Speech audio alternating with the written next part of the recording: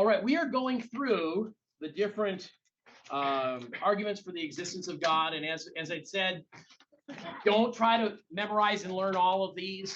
I'm not presenting all of these because you need to know all of these. But there are certain ones that will probably strike home more than others. And those are the ones then you can focus on. We've gotten through the first four, and we're up now to what is called the ontological argument. I'm going to tell you right up front, this is one of the more difficult and more confusing ones to try to figure out. So I'm not going to spend a lot of time on it, but I want you to understand it actually started with a man by the name of Anselm, and then Descartes brought it forward. It still is around today. The basic idea is this.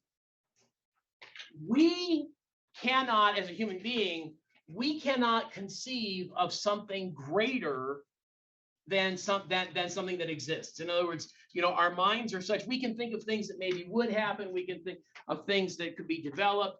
But as a whole, we really cannot think of something big unless we're getting those thoughts from somewhere. One idea is, how is it that we have a concept of God? How is it that we can think of somebody who is this all-powerful being if it is just imagination? Our minds couldn't go there. Can you imagine trying to think about how an omniscient, omnipotent, omnipresent being like God could create everything, could exist, could do all that he's done? That would be beyond the realm of what we could really think. We wouldn't come up with that kind of idea. So therefore, that idea must have come from something, must have come from reality of some kind. And therefore, only God could give us that idea. Therefore, this establishes that God exists. It's a very difficult argument, okay, to try to make, and it's really much more based in a philosophical realm. I think if you try to use this on the average person, they're going to go, huh? Okay. People like William Lane Craig and others who have degrees in philosophy, and oftentimes who will have debates on college campuses where they're debating other professors of philosophy and things like that. They're very well equipped, and they're able to deal with this. But it is a much deeper argument. I think it is a valid argument. When you look at it, it's a valid argument. But it is one that is so difficult to try to get a grasp of and try to get an idea, because then people start thinking, well, what if I thought of this, or what if I thought of this? And it just takes you down rabbit trails. But that's the ontological argument. And so, as I said, it is a valid argument. I think it works, but it is a difficult one to try to get across. Much more difficult than many of the others that we've looked at. For example, the design argument. And this is also referred to as the teleological argument. This one is a lot simpler. The world has the definite appearance of being designed. Now, if you phrase it that way, you will get very little argument. The world looks like it was designed. If somebody says, now, wait a minute, you're saying the world is designed. No, we're saying the world looks like it was designed. Okay, and you say, well, I don't think I agree with that. Well, you know what? Some of the most famous atheists agree with that.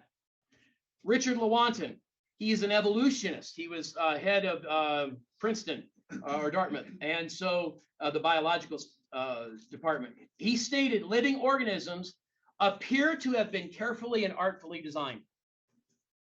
Richard Dawkins, probably you're familiar with that name. He is a radical atheist.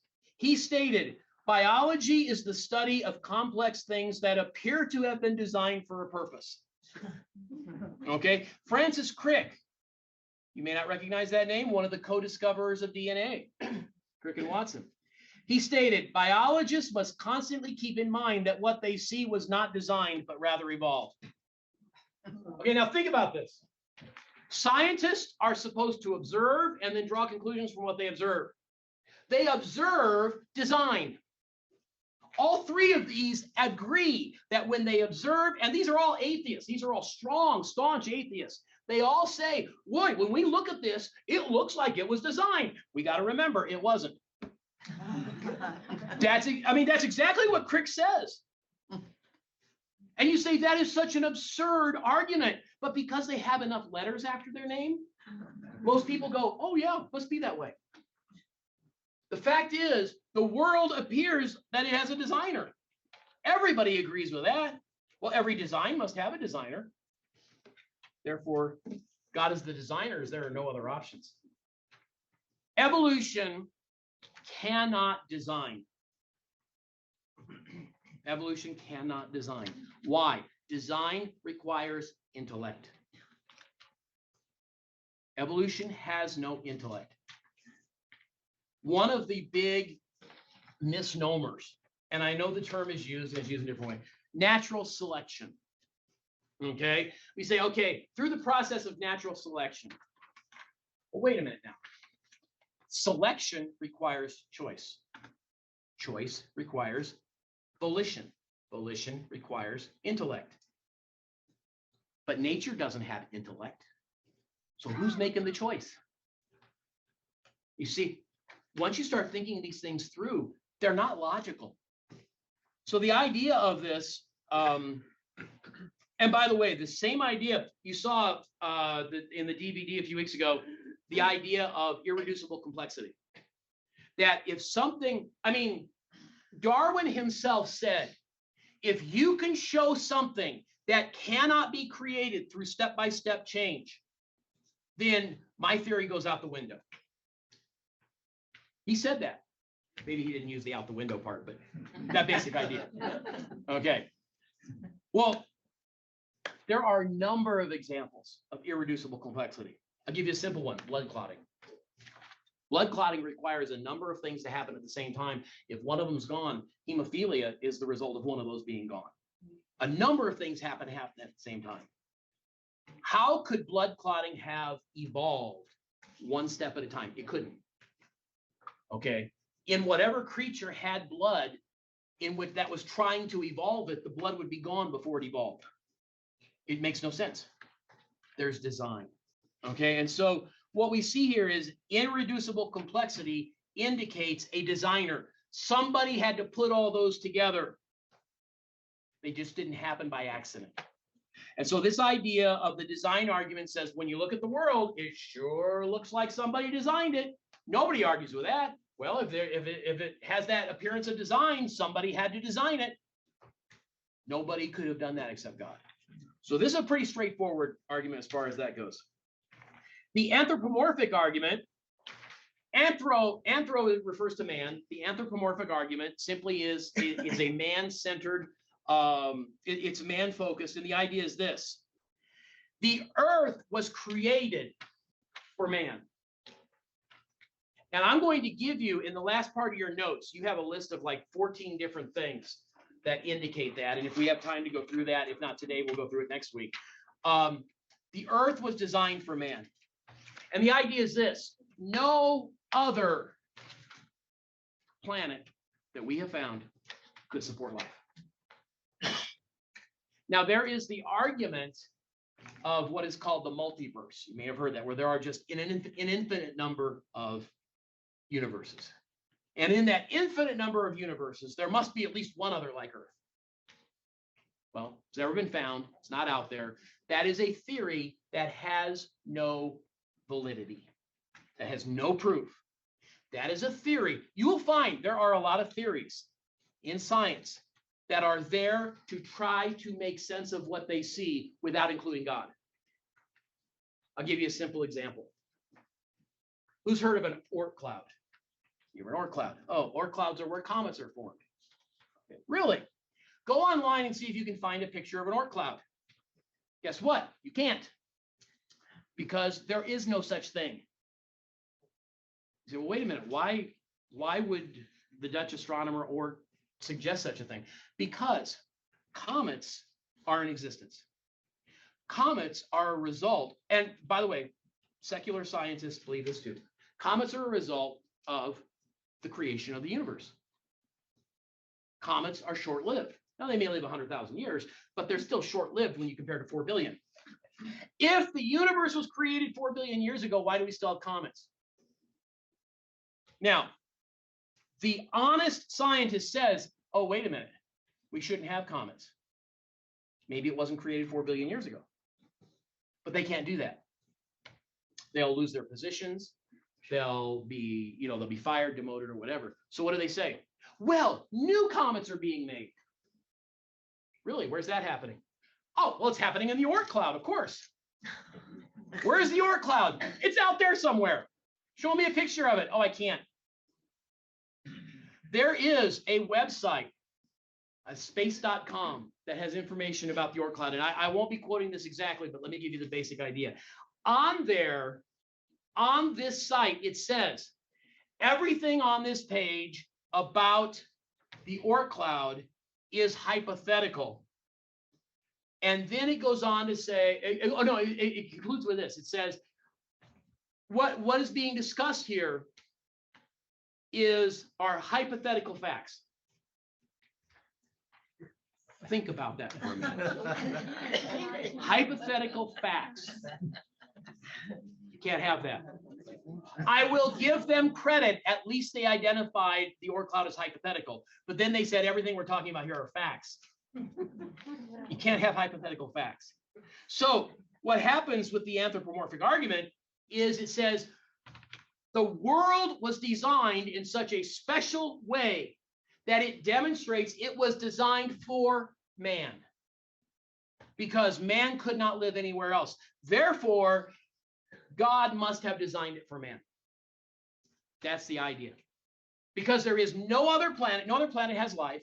No other planet was designed in such a way to support life. It could not have happened by random chance. Now, as I said, if we get, it may not be this week, but next week, I'll give you a list of these 14. By the way, the 14 is not all inclusive. They've got it up to 30 some now, at least, maybe closer to 40. To give you an idea, let's see if I have that number here. What the chances are of this happening by random occurrence. It is 1 out of 10 to the 124th power. Okay, in other words, 1 out of 10 with 124 zeros. Now, for most of us, we go, okay, after about 12 zeros, I'm gone.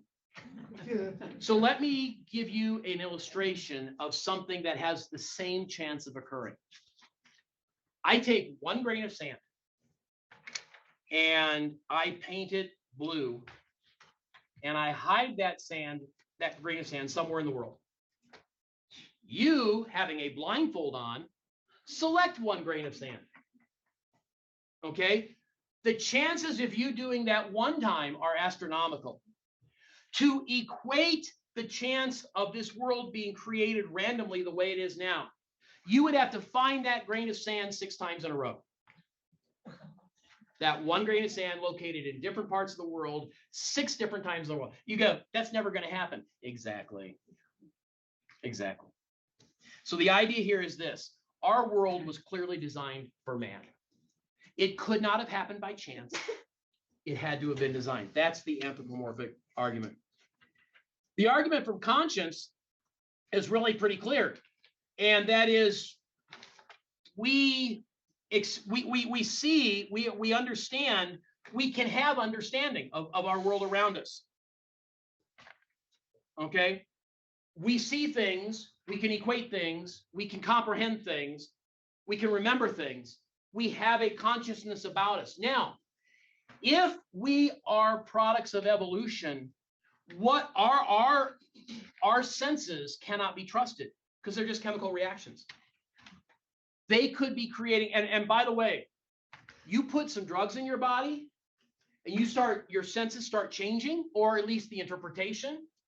I mean, normally you don't see rainbows appearing in the middle of a room. You take the right kind of medication, you may start seeing rainbows appearing in the middle of the room. Okay? Now, has reality changed? No. Those chemical reactions are causing your senses to not work correctly. In evolution, you are the product of chemical responses and reactions. That cannot explain consciousness. That cannot explain the fact. In fact, in his book, let's see, Frank Turek let's see, Stealing from God. It's the name of the book. Frank Turek wrote it. And he basically says atheists have to steal certain things from God to make sense of their arguments. And this is one of them. True atheism, I have no idea whether what I'm seeing is accurate or not because it's just chemical reactions. But wait a minute, I have a consciousness. I'm able to, for example, complete mathematical calculations. I'm able to go somewhere and know how to get back there in a week. Okay, things like that. How can that be if I'm just chemical reactions? No, that's not. I'm not. And so the argument here is either everything we're doing in our life is blind chance. Either it's just the way it happened, and all of us are just happening to go through the motions, and our chemicals are just all firing in the right way, or we have consciousness.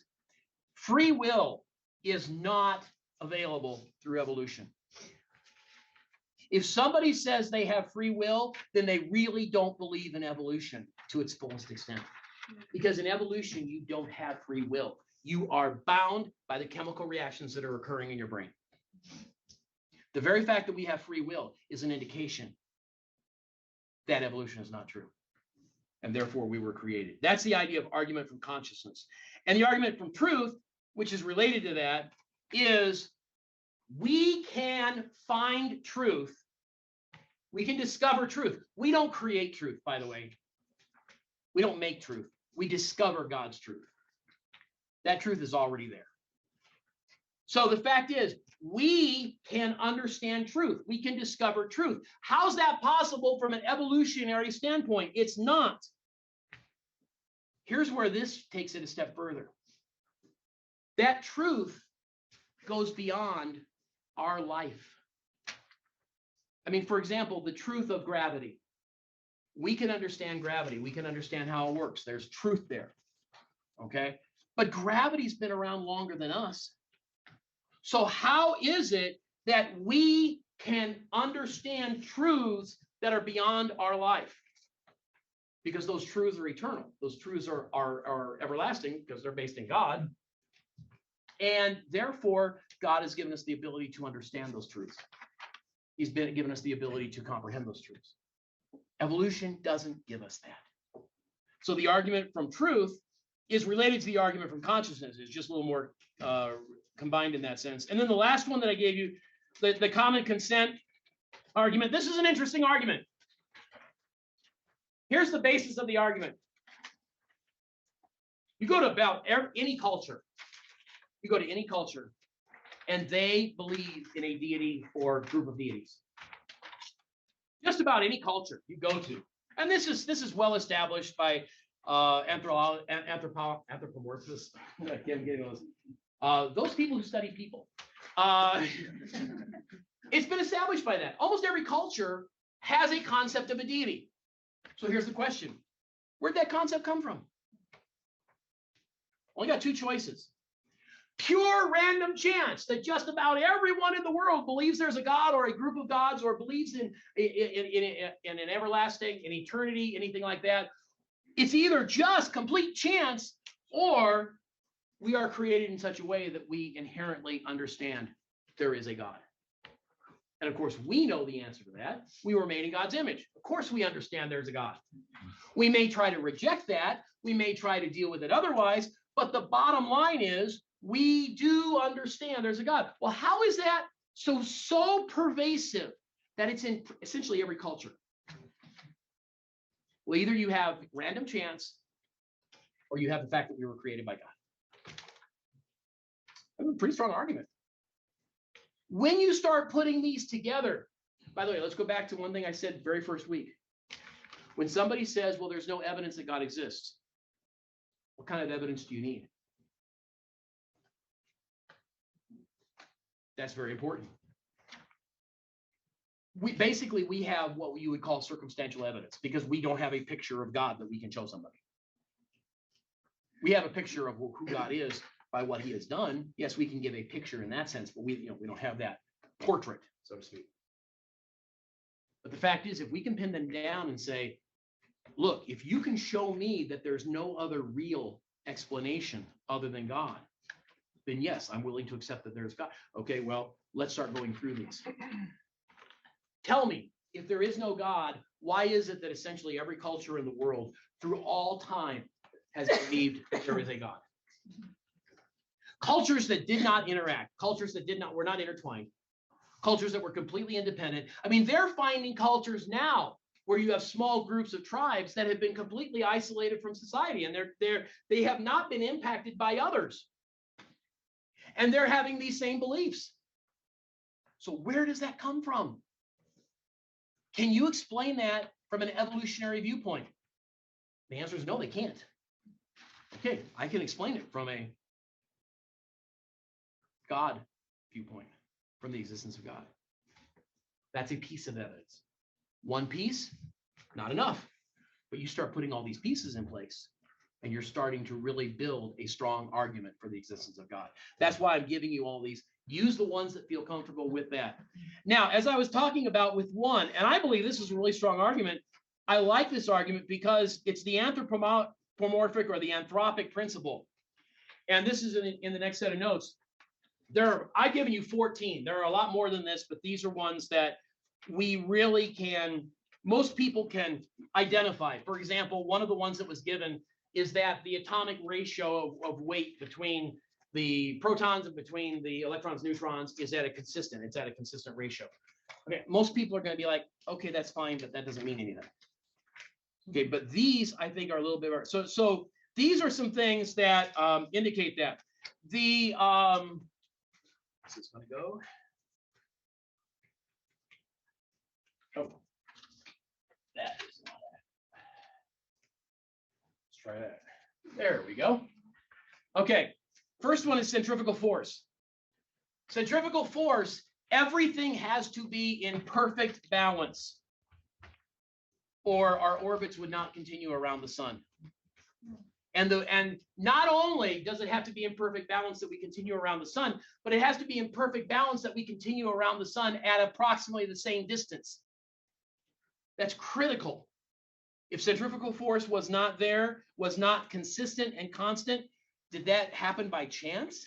Well, if it happened by chance, it should be continuing to change.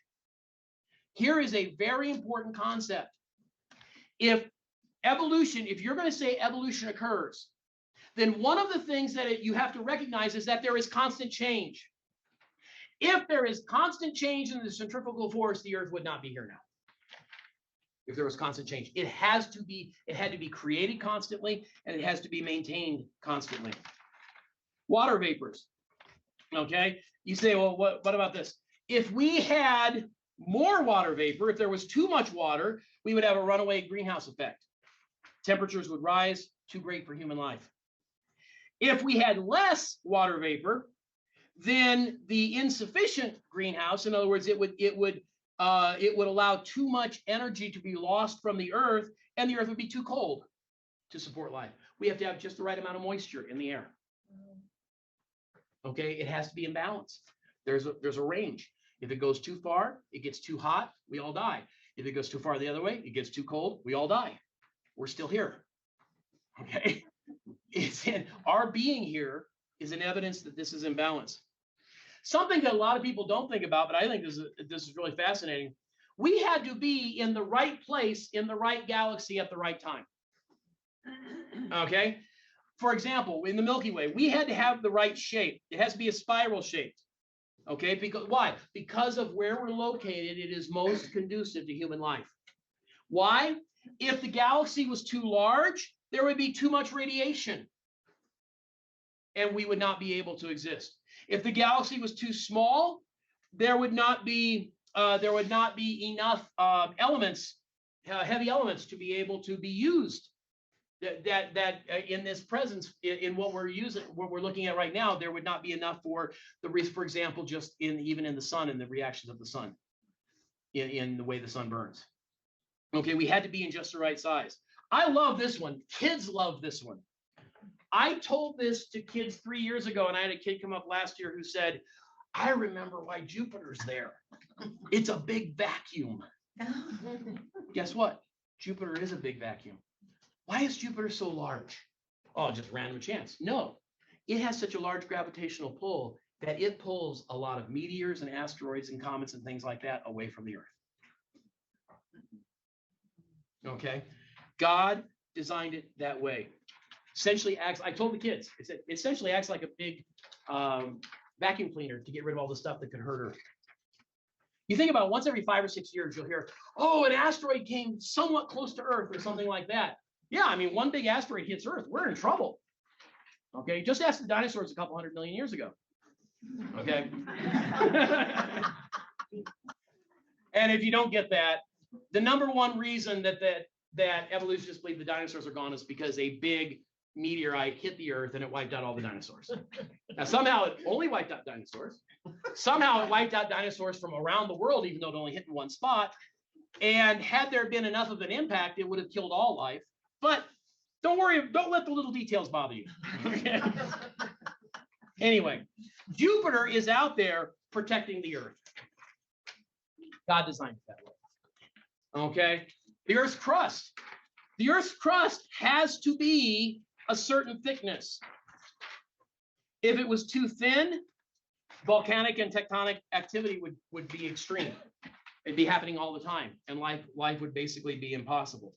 If it was too thick, too much oxygen would be going into the crust, and we wouldn't have enough oxygen for life.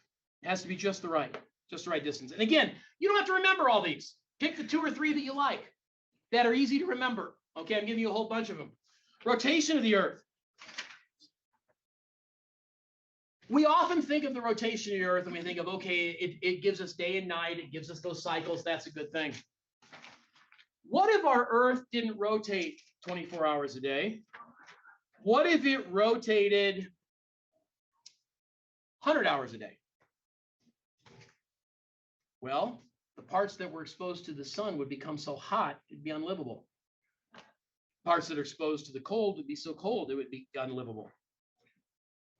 Okay, if you slow it down too much. By the way, does anyone know how many times a year? Okay, the Earth spins every 24 hours. It spins so it spins 365 times as it goes around the sun. How many times does Mercury rotate as it goes around the sun 88. Per year? Is it 88? No, it's 88 days around. The orbit's 88 days. How many times does Mercury rotate? 1 time per year. The same side of Mercury always faces the sun. The only chance you have to live on Mercury is if you find that sweet spot between day and night that might not be too bad. Of course, it doesn't have an atmosphere, so that'd be a problem. But other than that, you couldn't live on it from a temperature standpoint. The Earth spins at the correct rate for us to be able to maintain life. If it was too fat, if it was too long, we would be exposed to temperatures that would be too great between night and day. If it was too short, it would increase the wind speed and the atmospheric issues, and we would be running into all sorts of issues with it. It has to be just right. Okay, the Earth's tilt, we know about that. It's tilted 23 degrees, and if you ask people why is it tilted? Well, it's tilted because of the tilt, we have our seasons. Okay, we're able to experience all the seasons. However, if you take that tilt and you put it straight up and down, now you not only don't have seasons, but now you've got spots that are so hot you can't live in them, and spots that are so cold you can't live in them. And there would be just a small, narrow band where life could exist. Okay, and so the tilt has to be just the right amount. You ever think about lightning? The importance of lightning? Okay, if lightning was to increase too much, well, we'd have too many fires. Things would be burning up all the time. There are two, outside of man adding it itself, there are 2 primary sources of nitrogen for our crops. One is snow, one is lightning. Because of lightning, we have nitrogen to allow, and nitrogen is created. It helps the plants to grow. Because of lightning, we're able to see growth. And in those areas that don't have lightning, they have snow. So between those two, there's enough nitrogen for our crops to be able to, for plant life to continue to grow. It doesn't just eat up all the soil, the nutrients from the soil. God designed it exactly that way. Believe it or not, earthquakes. If there was too much seismic activity, of course, most life would be lost. But if there wasn't any seismic activity, you wouldn't have the circulation in the ocean and things like that that bring up the nutrients that help the plant, that help the ocean life to grow. Oxygen level is a big thing. Basically, we run between 17 and about 23%. What happens if oxygen gets too high? You have spontaneous combustion. Okay, all of a sudden you're walking down the street and a tree starts in flames. Too much oxygen, spontaneous. Too little oxygen, no life. We need oxygen. How does oxygen stay in balance? God designed perfectly. Half the world uses oxygen and creates carbon dioxide. Half the world creates carbon dioxide and uses oxygen. But somehow that randomly occurred and it just happened to work out. Okay, while plants were going through the process of evolving and they hadn't gotten to the part of the photosynthesis where they were converting carbon dioxide to oxygen, where did all the oxygen come from that animal life needed? Well, it wasn't there. Oh, gee. I'm sure we'll figure it out one day. Anyway, the oxygen level. Atmospheric transparency. This goes along with the water vapor. If our atmosphere was too transparent, we'd get clobbered by radiation. Nobody would live. If the atmosphere was was not transparent, if it was too thick, we wouldn't get enough energy from the sun. We've got to have just the right amount there. Okay, we have a moon. Moon's pretty important for us. If we didn't have a moon, our oceans would be stagnant. It's the moon that causes the tides. Okay, it's the primary cause. I mean, I know there are others, but it is the primary cause. If the interaction was too great, we'd have continual tidal waves. If the moon was too close, if the impact on the moon was too great, on the Earth was too great. As I mentioned before, the moon is the perfect distance from the Earth to create a solar eclipse, to create an eclipse. Man's been able to study the sun, moon because of that. God put it in just the right spot, just the right instance. If there was, nothing, if there was no moon, no tidal waves, no rotation of the Earth, no currents in the ocean, we'd have a large cesspool, stagnant cesspool for our oceans. It has to be just the right level. By the way, the moon is actually getting farther from the Earth. Don't panic. It's about 2 inches a year. Okay. You say, well, what's the significance of that? The moon could not have existed where it is 250 million years ago. It essentially would have been touching the Earth. Okay. But 5,000 years ago, 6,000 years ago, 10,000 years ago, yeah, no problem. There was something very interesting about Apollo 11, the first to land on the moon. When you saw the lunar module, the LEM, you saw on the bottom pads that were really thick, that were really wide. They were expecting to have the lunar module sink deep into the lunar dust because the lunar dust is accumulating at a standard rate. I forget what the exact rate is, an inch every 3,000 years, something like that. So you have lunar dust. Well, they said, okay, the moon is millions and millions of years old, so there's going to be a lot of dust. It's going to sink. Yeah, it sank. You know what's funny? You didn't hear anyone asking the question, why did it only sink 2 inches? It sank 2 inches because that's how much dust has accumulated over approximately 6,000 years. 6,000. Yes. I believe scripturally, God created the earth around 6,000 years ago. I think when you use the genealogies, Usher did a real detailed study of this. When you use the genealogies, it shows about 6,000. Now, if somebody comes in and says, I think it's 10,000, I'm like, hey, we're in the same camp. That's no problem. Okay. If somebody says 3 billion, okay, now we're talking a different view, a different worldview.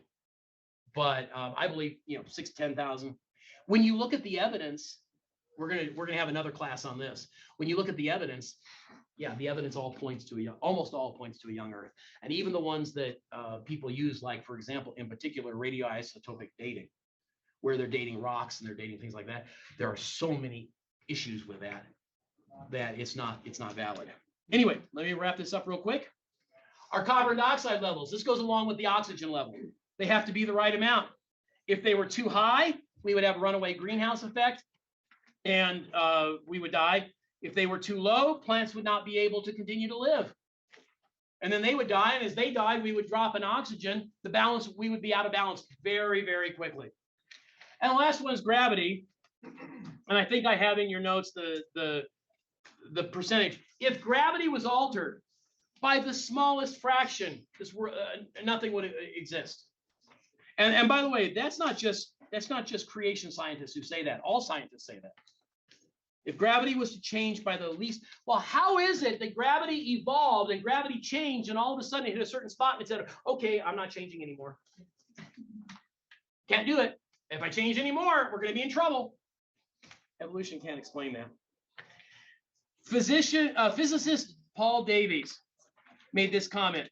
The conclusion must be that we live in a world of astronomical unlikelihood.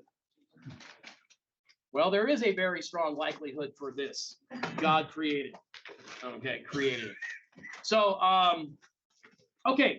we will wrap up there. There's one other aspect that I'm going to start with next week, and then we'll get into some other things. We have a very unique compound on Earth that there is no explanation for why it behaves the way it behaves. But because it behaves the way it behaves, it makes all life possible, and therefore it is completely contrary to evolution. Anyone have any idea what that compound is? Water. Water behaves in a very different way than just about any other element, or any other compound, any other compound.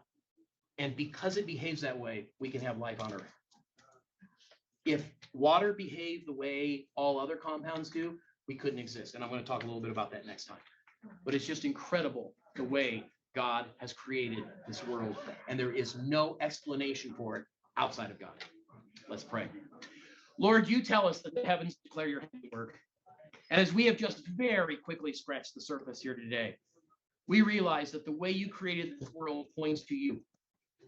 And Lord, I pray, first of all, you would help us just to remember we are here because of you.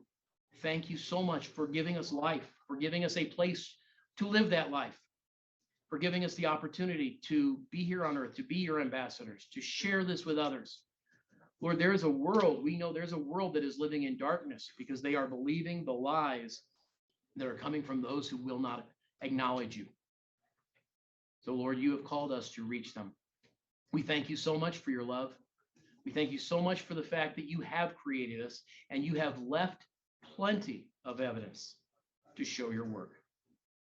As you have said, the heavens declare your handiwork. And so we are so thankful for that. Help us, Lord, to be your ambassadors, sharing this with others. We pray in Christ's name. Amen.